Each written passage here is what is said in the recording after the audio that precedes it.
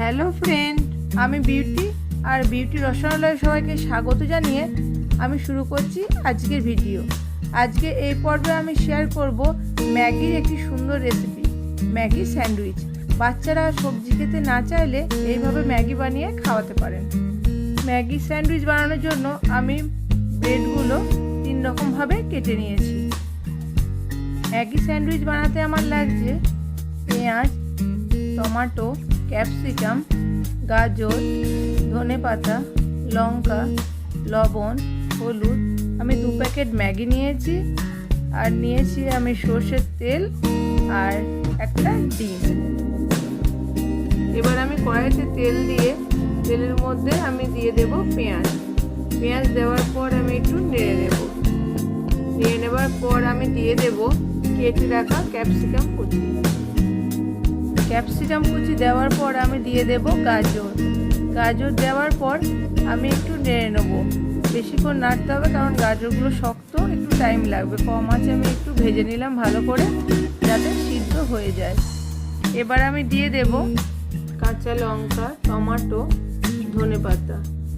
এছাড়াও আপনারা অন্য কোনো সবজি দিতে পারেন। এবার আমি দেব লবণ হলুদ দেওয়ার পর আমি ভালোভাবে নেড়ে নেব।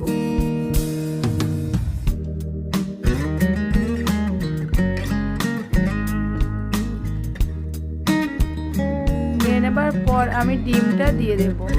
ডিমটা দিয়ে ভালোভাবে নেড়ে নেব যাতে ভাজা ভাজা হয়ে যায়। যখন দেখবো আমি ভাজা হয়ে গেছে ভালো করে, তখন আমি ওটাকে তুলে রেখে দেবো অন্য একটি পাত্রে।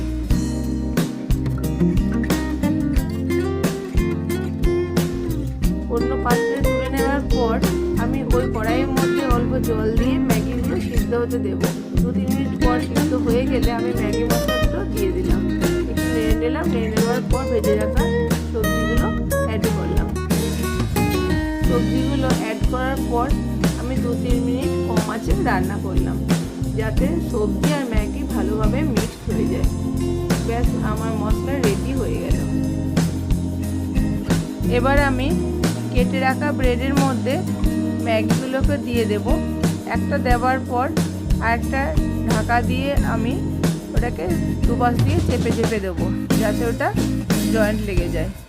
এইভাবে আমি একে একে সব ব্রেডগুলোকে বানিয়ে ফেলবো। এমনভাবে ভেতরে পুর দেব যেন খুলে না যায়। এইভাবে আমি সব ব্রেডগুলো বানিয়ে নিয়ে কড়াইতে তেল দেবো, হালকা তেল দিয়ে আমি একটা করে ব্রেড আমি ভেজে তুলে নেব।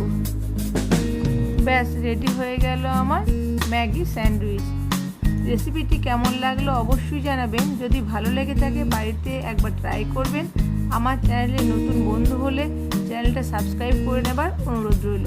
পাশে থাকা বেল আইকনটা অবশ্যই প্রেস করে দেবেন, কারণ আমি চ্যানেলে যখনই কোনো নতুন রেসিপি দেব আপনার কাছে খুব তাড়াতাড়ি পৌঁছে যাবে। আবার চলে আসবো নতুন কোনো রেসিপি নিয়ে। আজকের মতো এই পর্যন্ত। ভালো থাকবেন, সুস্থ থাকবেন। Thank you.